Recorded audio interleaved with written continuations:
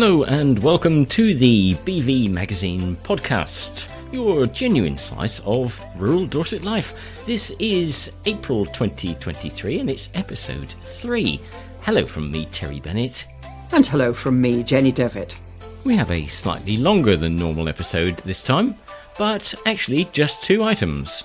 Former BBC and Classic FM broadcaster Natalie Wheen gives her choice of Dorset Island discs.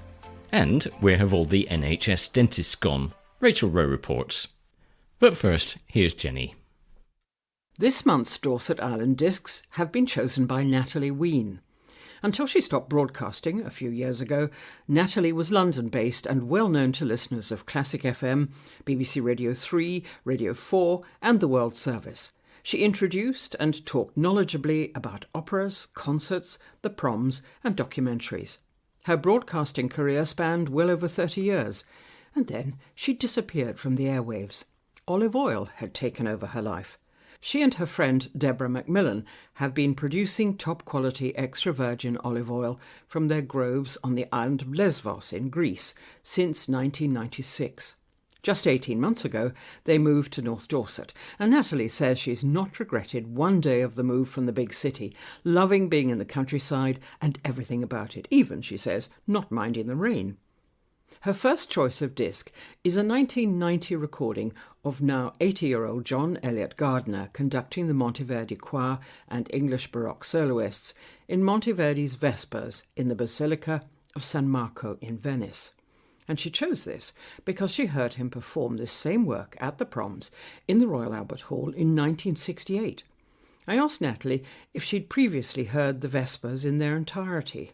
No, I'd heard bits, and of course one knows about it because he's a key figure in the development of modern music, because he brought drama, and he brought excitement, he brought colour, he brought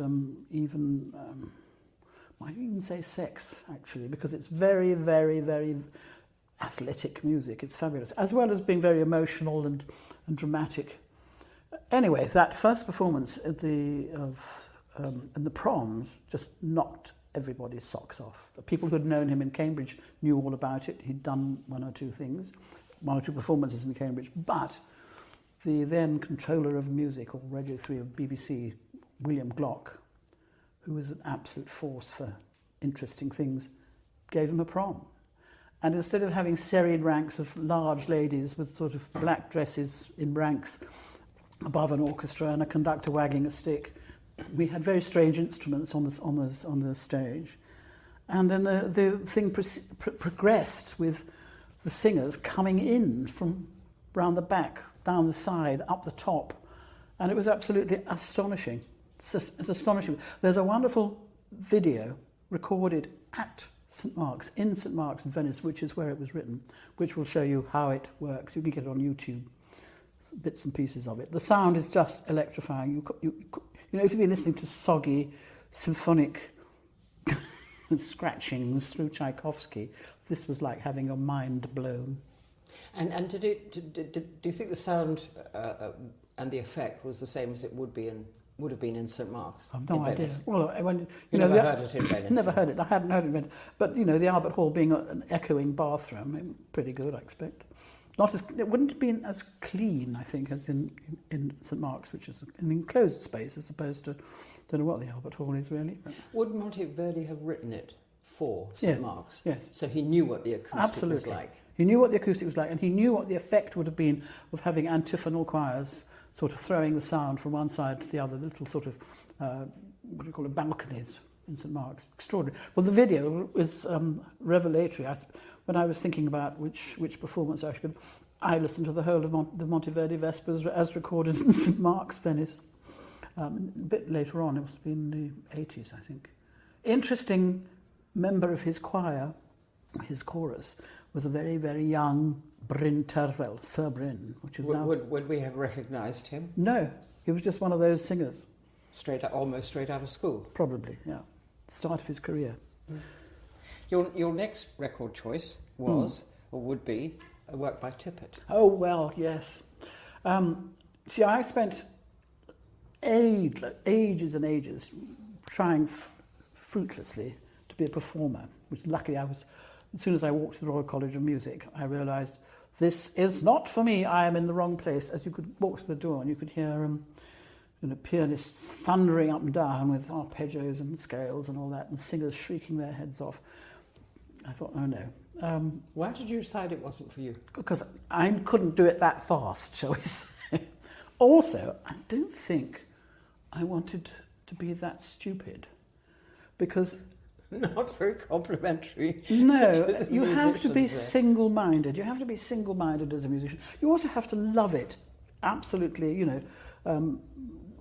almost to the point of being blinkered to anything else. And I was always interested in too many other things.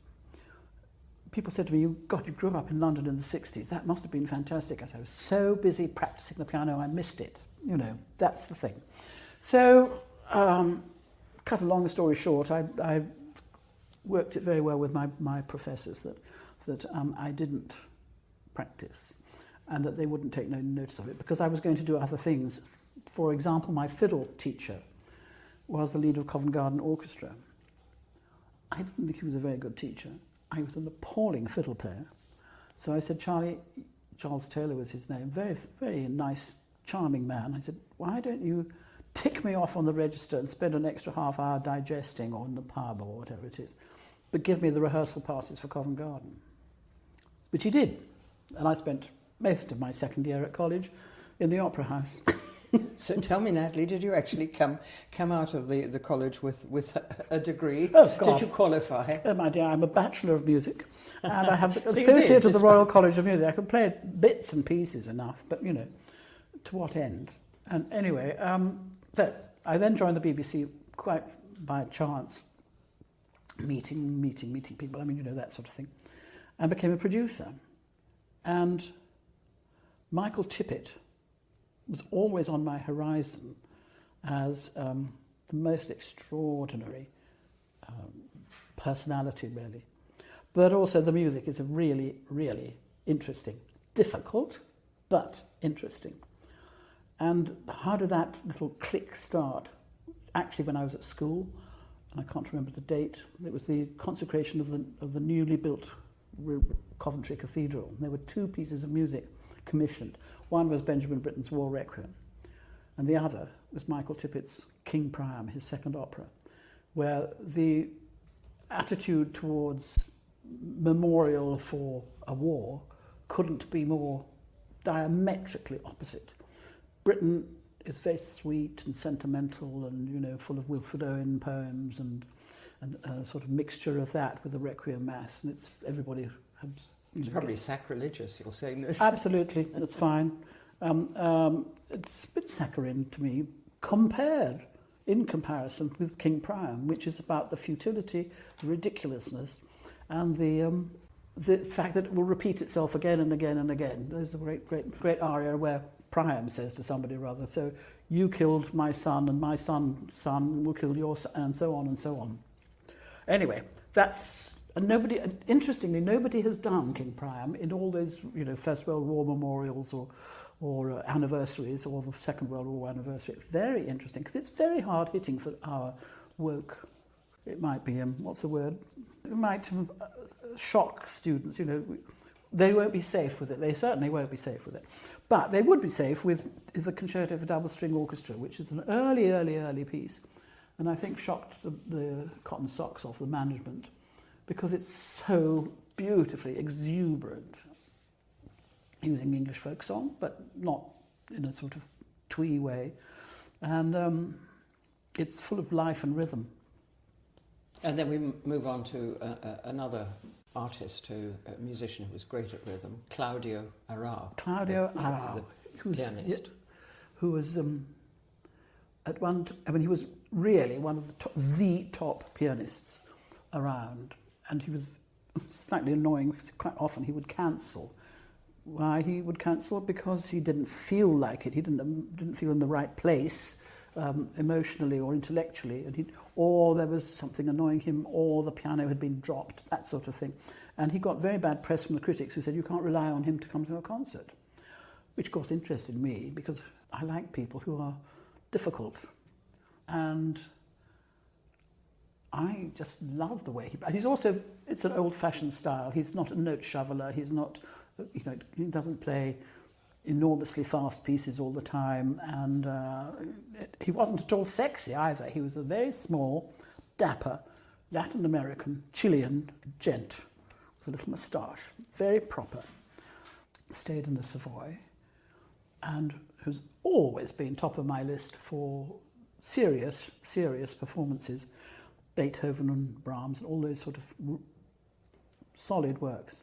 He left Chile when he was 9 or something awful, sent to Berlin to study with, I can't remember, Martin somebody or other, who was the pupil of Franz Liszt. So it was really, hot line to major pianistic virtuosity. And then his teacher died, and he went round the bend. He had a breakdown when he was 14, and he had psychotherapy, analysis, I think, probably. He came out of it and became this extraordinary pianist. And he said to me, there is one thing I must say to all musicians, that you have to have psychoanalysis, because if you don't know who the hell you are as a person, how can you interpret somebody else's creation? Which I thought was quite interesting. And the second thing he said was, and you have to have dancing lessons, because if you don't have a sense of rhythm, how can you make music? Terribly funny. I gave a party, and I had a dance floor on the thing, and a lot of musicians came, and there was a wonderful moment when, in between tunes, I think, and there was a voice from the dance floor saying, I didn't know you couldn't dance. I won't tell you who it was about, but one of our most distinguished conductors. So that kind of put a microscope on the performances of that person. But anyway, back to Claudio Arrau. You need a sense of rhythm. This is not a waltz or anything flash. It's a nocturne, a very, very simple nocturne of Chopin, where you listen to the bass line and you realise that this is sort of it holds the whole piece together. And the right hand can sort of do things, but the inexorable rhythm is in the bass, but not just in the bass going plonk, plonk, plonk, but it produces a spring in the bass, which is quite extraordinary. I remember having a major row with somebody about a pianist who was accompanying dance with sort of waltz music and things like that, with an absolutely lumpen performance, with no rhythm, no spring, no nothing. And I said, play this piece and you'll see. So, well, of course, it stands to reason. If you don't have a sense of dance, you don't really have a sense of music, no. Musical rhythm. No. Two absolutely inextricably brilliant, Jenny. I heard a broadcaster on Radio 3 saying fatuously, there is quite a lot of rhythm in dance, isn't there? Say no more. We should move on to your next. This is again, it's rhythm. Colin Davis, wonderful conductor. Heartthrob too. Oh, well, when I was about 14, we had school expeditions to Oxford Town Hall to listen to Berlioz. I mean, for goodness sake, when I was 14, which is before the Punic Wars, nobody ever heard of Berlioz, but they do now, thanks to Colin Davis. Anyway, that's one of his gorgeous things. He was extremely difficult as a person to interview. Why was that? Well, he didn't want to be interviewed, and he mumbled. So I got to the stage where I practically had to make him swallow the microphone. He said, Natalie, this is no good. This is But he was one of our really, really top musicians. Covent Garden, but Sadler's Wells, Covent Garden, London Symphony Orchestra. Then he went to the Bavarian Radio Symphony Orchestra, which I have chosen as one of my records. And then he came back to the London Symphony Orchestra. He said, now they've decided they're going to be musicians. He was very outspoken, adorable. But right up your street. Absolutely right up my street. I'd actually said to him, why are you being so beastly? I've been sent to interview you for a programme somewhere or other. And he said, oh. And I said, just be reasonable. So people are going to listen to you. Oh, okay, fine. And we did a fantastic programme together because he said, we were doing a programme about music directors when he was at Covent Garden, and he said, you journalists, know the first thing about how this works. So I said, okay, fine. And shut the door and said, tell us. So he did. So I said, it's a really fine thing. The only decent programme I think probably I made for Radio 3, we did a programme about music directors and how it works. And I said, if the management of Covent Garden doesn't actually speak what this is about, you might as well cancel it. And they did. So it came out that John Tooley of Covent Garden said, this house is absolutely ghastly. I cannot run it successfully with having an opera company and a ballet company in it, because the ballet company doesn't get a chance properly to perform. The sight lines are dreadful for ballet. It's fine for opera. Okay, what would you like? And I think he said Theatre Royal Covent Garden, but that was owned by a big commercial company. In which case, which house would you like? Coliseum. Which, I thought, oh, right. Currently, even then, House of English National Opera. So down we go to the Coliseum and talk to George Harwood, who's boss of English National Opera. Is it absolutely necessary for you to have your opera company in this house? No, absolutely not. It's disaster for voices. What would you like? And I think he said the Palace Theatre in Cambridge Circus, which was up for sale. So I put the tapes in a taxi to the Arts Council, who then spent 4 years doing a report, by which time I think Lloyd Webber had bought the Cambridge Theatre, and the rest is the history. We're still shrieking about these two opera houses. Anyway, enough. That was all because Colin Davis was so naughty, and I absolutely revel in him. I've just been chucking out my CD collection, and I noticed that I have probably more recordings of the standard rep. I think it's both John Eliot Gardiner, but mostly from Colin Davis. I mean, Beethoven, Tchaikovsky, Sibelius, all sorts. What was it about his approach that you liked? Very, very reticent. I asked him about this recording. His conducting style. What? Well, I don't know. Didn't really watch. How was it? Not two hands. There's a lot of conductors who conduct with both hands all the time, and you think this is not a keep fit class. I mean, really, beating time. You don't need to beat time. It's one. We all know that as performing musicians. We hope. Not sure that the conductors do, actually, the beating time. However, this is very interesting. This is the waltz. I've chosen none of the big stuff with Colin. I've chosen a waltz from the serenade, one of Tchaikovsky's serenade. Good God, Natalie, Tchaikovsky. And it's as though he's holding the entire orchestra in a sort of come dancing swoop. That the orchestra is the lady on his arm, and he's got his hand at her back, and they're going round, and he bends her over, as they do in Come Dancing, or did, and then they start up again without falling over. So I said, how on earth did you get that to do that with a Bavarian radial symphony orchestra? You can't imagine. It's the unbending of Bavarian radial. They're a fabulous orchestra for Bavarian. But he said, a little jogging with Igor Stravinsky. There you are. And now, I'm very interested that you've picked for your next disc, which is that fabulous final 12 minutes or so of Strauss's Der Rosenkavalier. You picked a 1952 recording with Elizabeth Schwarzkopf. Now, why that one? That is the recording. The recording. I mean, apart from that Schwarzkopf knew Strauss, and it's Karajan conducting, and there's also Christa Ludwig, who's the most wonderful mezzo, and Teresa Stich-Randolph. It's and Philharmonia Orchestra. It's a sort of gold standard, really. And the thing is that the person who was the recording manager, or I don't know how you would call it, the producer, Walter Legg, who was married to Elizabeth Schwarzkopf, he was a stickler, an absolute stickler that exactly the right tone colour, the right phrasing, the right whatever.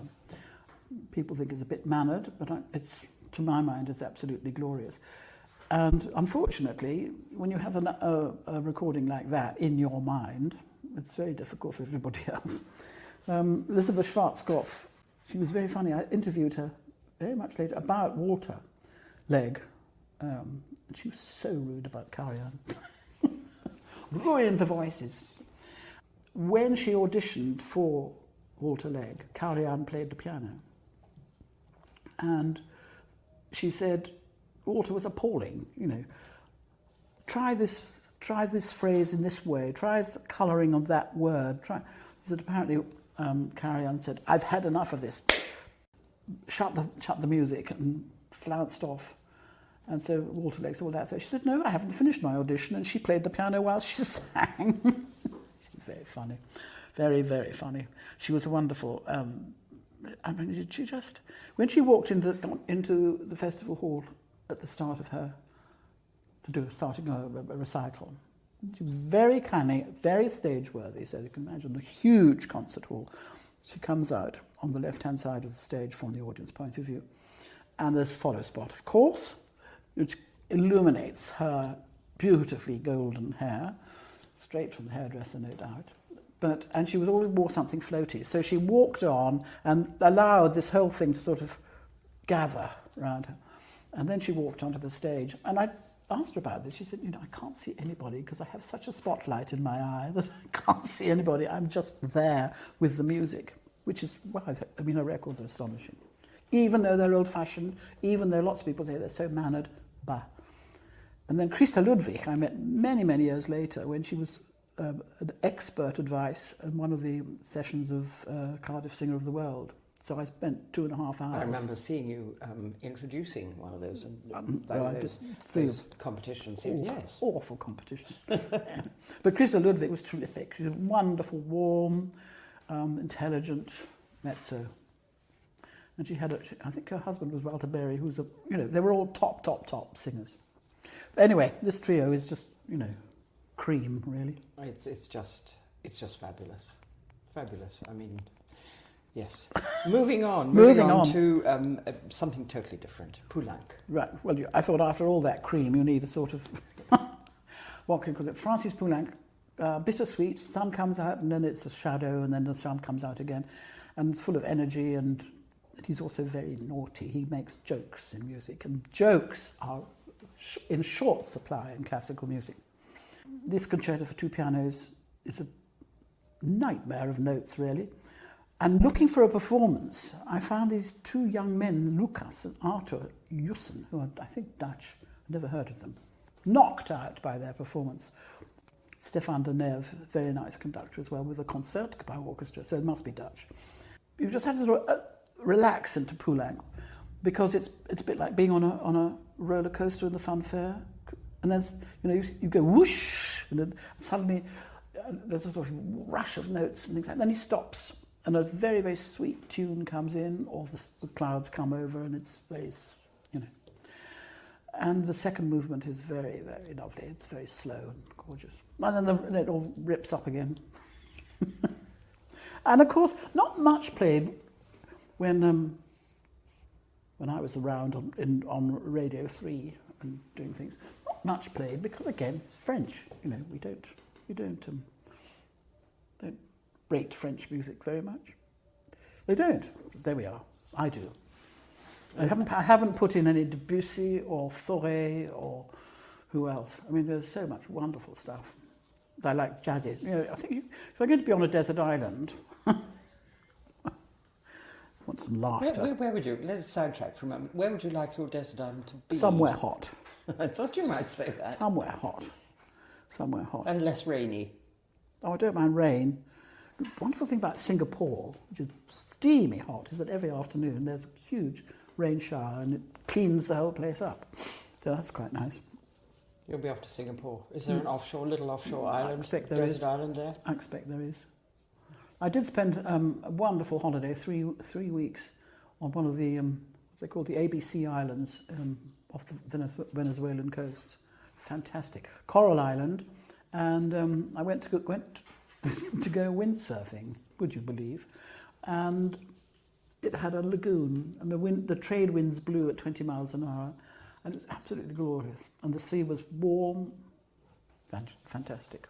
Sounds like your desert island. My desert island, yes. Yes, I believe the islands are very beautiful, the offshore islands of Venezuela. They are.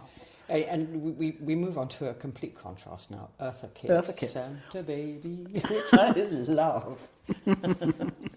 Yes, well, you see, having been such a seriously trained classic musician and having worked for Radio 3, hello, this is your Auntie Rotter with your afternoon's music, where jokes were not allowed, and it was a very serious canon of music that could be played, which I tried very hard to break. And one or two of Radio 3 producers, who never lasted terribly long, much younger than me, had also sort of grown up with the Beatles and so on, that sort of thing, so knew all about the value of pop music, light music. But I can't remember why I first knew about Eartha Kitt, but it must have been because she was my father's favourite. Anyway, so she was sort of naughty. So things like Santa Baby, and what was Valentine's Day, like oil wells with a drip, drip, drip into the barrels. What is that? Sorry, old age is taking me over. When I was in New York over something or other, we went to the Carlisle Hotel, which runs supper clubs, where you're sitting there having supper or a drink or whatever, and there's an entertainment of a singer or a pianist or light music always, or show music. But anyway, a performer. And we'd seen that Eartha Kitt was on, booked, went. It was a night that Clinton was giving his State of the Union speech after Ms. Lewinsky. So not many people were there. Anyway, Eartha Kitt turned up. She was in her 70s. And she was wearing the most revealing dress, totally covered from top to toe in very clinging silk and absolutely no underpinning. Extraordinary. And she gave us, must have been an hour and a half. Fantastic performance, being thoroughly wicked with all the chaps who were probably on honeymoon, with their wives. She was terrific. So she's sort of always been part of the light music canon, although there's a lot more people now, I can tell you. And I'm paying this one because the last weekend that I spent with my father, she was being broadcast live, TV, I think from the Hippodrome in London. And there was this thing. My father was in bed, I was sitting next door to him, and the telly was at the foot of his bed, and there was this carpet was brought on stage by two huge persons and unrolled and went about the stage, and she then stopped just before the footlights with her head on her... She came out of the carpet. She came out of the carpet with her head on her chin. I mean, her chin on her... Yes, her head on her chin. No, you know what I mean. Her hand on her chin, looking straight into my father's face. I thought he was going to expire with complete and utter ecstasy. And she sang. So she was there. He did die about 3 days later. But with that happy memory. With that happy memory, it was very funny. Father, behave yourself. And then I was on air on Classic FM, which was I spent my latter years. On Christmas Day, we heard she died, so I played Santa Baby for her. So of course you had to pick it. Exactly. There were no complaints, which is interesting. I'd done it on Radio 3. There would have been hysteria. Lots of closet fans, you mean, of Eartha Kitt tuned in. I mean, there are these singers. I picked Schwarzkopf because she's absolutely amazing, but of all the other singers, and I have only 8 records. There was another one I met in later years called Barbara Cook. Absolutely astonishing singer. She had a big career right at the beginning with Bernstein's Candide, when she did Glitter and Bigay, astonishing coloratura soprano. But then something happened and she lost her way and had a huge breakdown until she was rescued by a session pianist and then had another career doing song recitals. Fantastic song recitals. A huge following of people. Died a couple of years ago. So, there are lots and lots of wonderful singers who are never on the radar if you're a classical musician, or were a classical musician. In my day... And right, Natalie, we move on to your 8th disc, which is Vaughan Williams' Lark Ascending, which is that's the quintessential English. But to me, it's also full of nostalgia and sadness if you look back and think. If you look back and think what the country was like then and how many larks there would have been singing in the skies. That's one of the things. The other thing is that Vaughan Williams wrote it not only for the countryside, but also in memoriam of the war, the First World War. No, I mean, it is absolutely quintessential. And I played that because my life is now a music-free zone. Apart, which is amazing, given that this is what you did for most of your adult 40 life, something your years or more. Music, no, more than 40 years, 50 something years. Anyway, yes, because there's too much nonsense running around one's head. I'm just clearing out my records library. Like, astonishing how many dreadful pieces of music there are in it. And so anyway, it's quite a salutary celebration of the end of that. But not Lark Ascending. It's not surprising that it's been Classic FM's favourite CD for years and years and years, except it's been knocked off by Rachmaninoff's Second Piano Concerto. I think probably because they saw Brief Encounter on the telly recently. However, Vaughan Williams and Lark Ascending, I mean, it's absolutely amazing. And if you think about the time it was written, which is sort of 20s, or before the end of the First World War, before all the sort of jazz age came in and things like that, it's very, very atmospheric. It's not quite right. Vaughan Williams being a countryman, Gloucestershire, much derided by a new generation of music people who took over the music world, classical music world after the war here. And indeed, the Lark Ascending.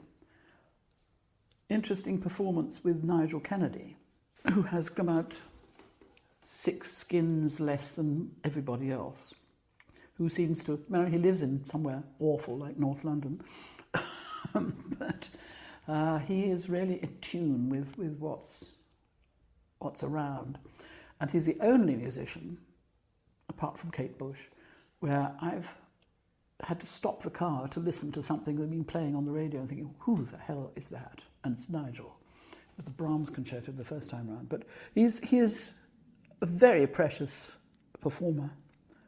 But he does silly things like playing jazz and supporting, I've forgotten which frightful football club, and really annoying the pundits because he won't play the game for them. But who cares? Listen to this. I mean, it's the hush of him. It starts with a sort of hum. I'm going to cry. Then the bird comes in. And of course the ending. It is to me it's one of the most pictorial pieces of music I've ever heard. Because you can see and you can hear that wonderful little lark. And the larks are back already. I heard one on a walk last week. Aha, where? Over towards above Yeovilton. Because I think they're all up here on Hambledon Hill as well, I heard. Well, that's the whole point about being in Dorset, is far from the madding crowd. And you certainly are here. Certainly are here, and not... I really would have to make an awful effort to get into the car to go and hear a performance of something or other, so it's terribly easy to say no thank you.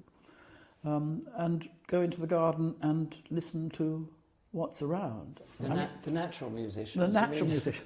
I mean, there's a composer, Olivier Messiaen, who used to write a lot of music with birdsong, much to the derision of birdsong and God, much to the derision of critics. And another one of those Frenchmen. Another one of those Frenchmen, indeed. And an organist as well, please. So that these huge pieces sort of relate everything together. But just sitting outside, we have a lovely sun trap out here which gets the evening sun, so the magic cocktail hour. can listen to what's going on. There are so many birds I have no idea about. They're, far, far, far removed from the London chatter of sparrows and whatever, pigeons and things. And outside our kitchen window, there's a massive box tree, which I refuse to trim. It's known as Chateau Sparrow. We're not following the sort of stately home rules of trimming and snipping. Very untidy garden, this. And there's an enormous bay tree, which is known as the Tits Ritz, because it's full of tits. And we're waiting to find our pond populated. We dug it last year, and literally half an hour after the chaps left with their machines and so on, sitting there having a look at it, and the sky was swarming with swallows and house martins. Just said, oh look, there's something new here. So we're waiting them to come back. But and we were with a neighbour who said, I haven't seen the house martins for years here. So, that's the sort of thrill of being here. And there's no need to listen to music at all. Or the telly, or the radio. What about this? You're allowed to have one book. It's going to be a very well-thumbed book. Well, it's huge. It's huge. I was going to say I could ditch the Bible because it's very boring for me, but Peter Frankopan, his Silk Roads, The Silk Roads, A New History of the World is absolutely essential. Really. I haven't really had time to do more than dip, but it's a very, very fat book, and it reassesses the whole history of the world, which Western world starts in Jerusalem and goes westward, and it's all about the European history, whereas Frankopan says that he saw a map which had Jerusalem as the centre of the world, and it's all about the Silk Roads going east and coming west with names like Tamerlane and Genghis Khan and places like Isfahan.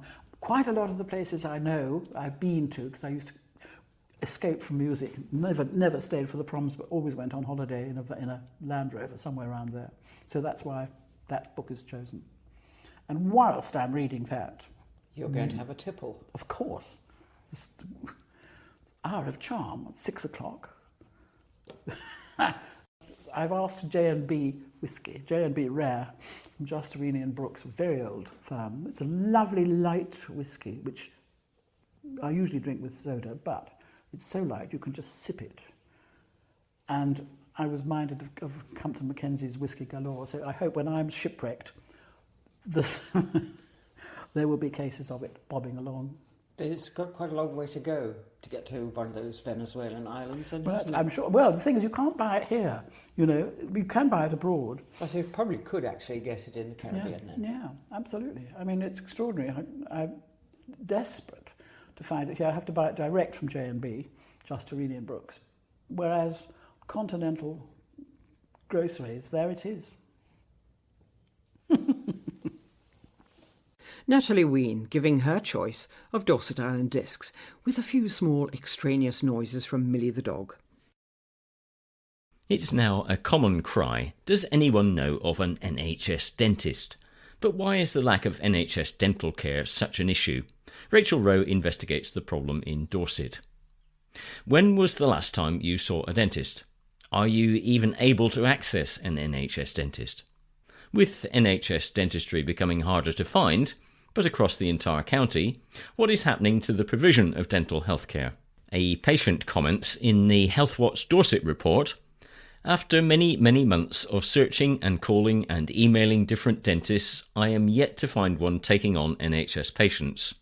I have a severe need to see an NHS dentist as I'm really unable to eat because of the pain, which has led to weight loss and other health complications. I am a young adult who doesn't work currently due to disability and illness and am unable to pay for private dentistry treatment, which I have explored too. How many see an NHS dentist? Data from NHS England shows that fewer than half the adults in the southwest have seen a dentist in the last 2 years. If they end up with a problem, chances are they will not be able to access NHS dental care. Healthwatch Dorset has recently published a report on the state of dental access in the county. The recent survey of Dorset's 93 dental practices found that, at the end of 2022, none was taking new NHS patients. So what is happening and how is care being prioritised? Healthwatch Dorset manager Louise Bate explained what had caused her most concern about the report. Last year, when we did this questionnaire, there were 3 dentists taking patients. This year, there are none. It's getting worse. Even if the contracts are changed, there are no dentists. Of the 78 dental practices that responded to the Healthwatch survey, none was taking new NHS adult patients. 17 now only treat private patients, and only 18 were accepting new NHS patients if they are children. 7 practices said they were accepting patients with additional needs, and 23 practices had waiting lists, half of which were more than 12 months long. Dorset's below average. Maps indicate that there are dentists in North Dorset, but they are not taking any NHS patients right now. The South West Dental Reform Group is a network which sets the strategy for NHS dentistry in the West Country, including Dorset. Membership includes regional and local staff. Their assessment of future needs in Dorset identified several significant issues for the future of dentistry. For example, by 2028, Dorset's population will have increased by 3%, or an additional 23,708 people. While the child population will have decreased by 6%, older adults, 65 plus, will have increased by 18%, or 35,504 additional people. So, in addition to finding dentists to serve more residents, there will also be a need to provide extra services to manage the complex dental needs of older people. Louise identified a further issue. Because of the way the dental contract is currently set up, dentists see the easiest people to manage, those needing basic checkups. That means it's much harder for people with complex needs to get an appointment. How many people can actually get to see a dentist? The South West Dental Reform Group reviewed the data and found that access to children's dental services in the last year was 48.9%, below the average for England of 53%. Access to adult NHS dentistry in Dorset is also below the national average at 45.6%. The England average is 47.1%. That's a significant gap between those who should be able to see a dentist and those who don't or cannot. How is dental care funded? Until April this year, NHS dentistry was commissioned by NHS England. From April, dentistry is under the control of the Local Integrated Care System, ICS. Louise is encouraged by this. I'm more positive now the ICS is taking over responsibility. There's an opportunity to use local incentives. I'd like to see children prioritised. If we don't, we are setting ourselves up for a generation of dental problems. I'd also like to see better access for vulnerable people. With local commissioning of dental services, there are also opportunities to design services to meet the needs of the population. Louise already has thoughts. I'd like to see more joint working with the voluntary sector. For example, people access mental health services because their teeth are problematic. People are unable to eat properly, they become malnourished, and voluntary groups contact us for advice. Chief Commissioning Officer for the NHS Dorset Integrated Care Board, David Freeman, says, "From the 1st of April, we will have a much greater opportunity to work with local people, dentists and other specialists in our area to develop new and different ways of working. We've already started this work, from helping children and families with good dental hygiene to designing extra services to meet more complex dental needs. We are developing plans for improvements this year." What can you do now? If you have toothache and don't have access to a dentist, Louise Bate advises the best course of action is to dial NHS 111 to discuss your needs. And keep looking for appointments, because some NHS slots do come up. Clearly, the NHS will be busy working to improve access to dentistry this year. However, there has never been a better time to ensure we all practice good dental hygiene, stop smoking and reduce sugar intake to avoid tooth decay as much as possible. And that's it for episode 3 of the April 2023 BV Magazine podcast. We hope you've enjoyed it. Join us again in May. Until then, it's goodbye from me, Terry Bennett. And until next time, it's goodbye from me, Jenny Devitt.